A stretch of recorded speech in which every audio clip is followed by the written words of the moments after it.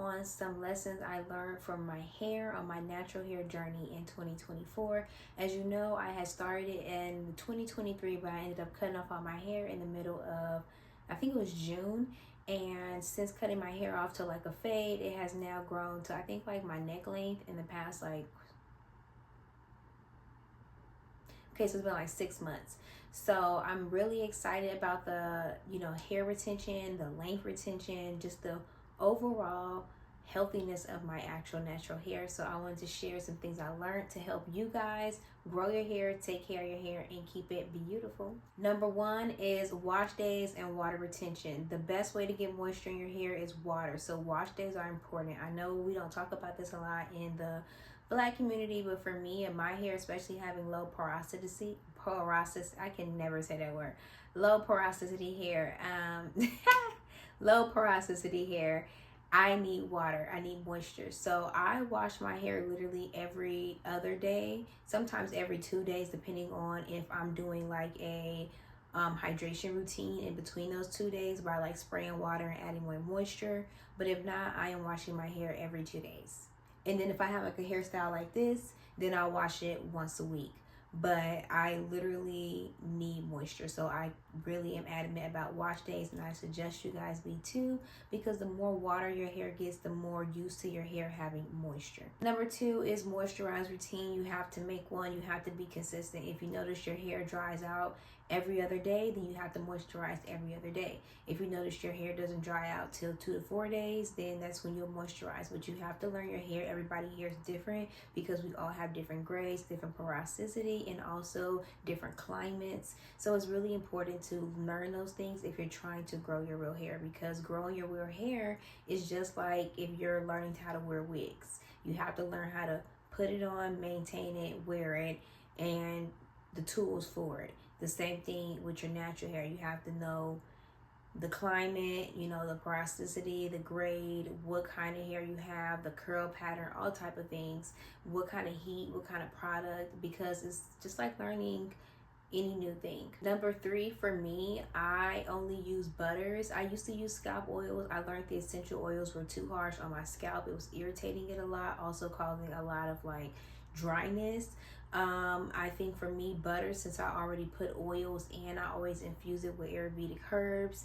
That works better for me than to do the scalp oils or the grease or anything like that, because the butter still comes on the scalp as well, and I do it every other day. So I feel like my hair has grown just by using butters and creams. Now, I do hot oil treatments, but hot oil treatments is different from putting scalp oil in your hair every day. So I do hot oil treatments once a week, which also probably helps my scalp stay and retain with moisture. Number four is keeping ends tucked away. I usually wear a lot of twist outs because my hair is short. I can't do too much styling, but regardless, I always have my hair wrapped in a do-rag or in a bonnet. I always have my ends tucked. If I'm in a protective style, I always make sure it's the best protective style to make sure my ends are tucked and my hair can stay hydrated, because that's the most important thing, not the style, but more so of how it will help my hair grow. Number five is low maintenance, low manipulation. Same thing as earlier. All I wear is twist outs and wash and goes. I don't really do too much to my hair unless it's like protective styles, and they only last me a week to a week and a half, because like I said, I need moisture in my hair, I need water in my hair, and I actually take care of my hair underneath it, and I like how my hair looks. So I find like I like to switch up my styles, but I'm not the type of girl that's going to have a protective style in for longer than 2 weeks. Number six is just like I said earlier, protective styles, making sure that you don't wear it longer than 2 weeks. And if you do and it works for you, then hey, kudos. But for me trying to retain length and me trying to keep scalp health, I like to keep my wigs and my protective styles in the longest 2 weeks. Number seven is finger detangling. Finger detangling I find is better because it takes out less of the knots, as well as it pulls out less of your hair. Sometimes with the tools we can shed and pull out more hair than need be, so finger detangling is good. If you do find yourself with some really hard knots, get a nice comb or detangle brush and smoothly take them out.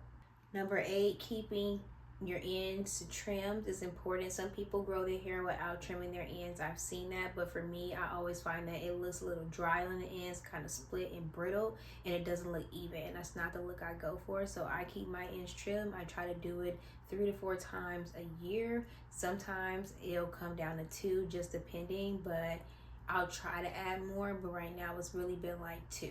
Also, learning what herbs to use. I learned throughout my hair journey that clove clogged my pores and made my hair dry, and it made my hair super brittle. Although it's good for hair growth, it does have some side effects that can be harming towards certain type of hair textures and hair porosity and hair gray. So learning the herbs that's good for your hair is good, because every herb honestly is not good for every hair, no matter what social media says, because I know from experience, no matter how I made the clove, whether I made a butter, a oil, a deep conditioner, it all dried my hair out and made me have really, really bad dandruff. So I just know from experience to really watch out for the clove and really pay attention to essential oils and just dropping them on your scalp, because that can irritate them as well. Anyways, I hope you guys like this quick little video tutorial, just giving you some information on the things I learned on my natural hair care journey in 2024. And some of the things I'm going to be bringing back into 2024 are all those things that I mentioned. I found that those little 9 things that I learned has made my hair grow quickly, tremendously, and healthy, and my scalp is healthy as well as my ends are. So I hope you guys like these little tips I learned along the way, and hopefully you try them out and let me know what you think. And I also put them in the description so you guys can know. Have a great day. Mwah.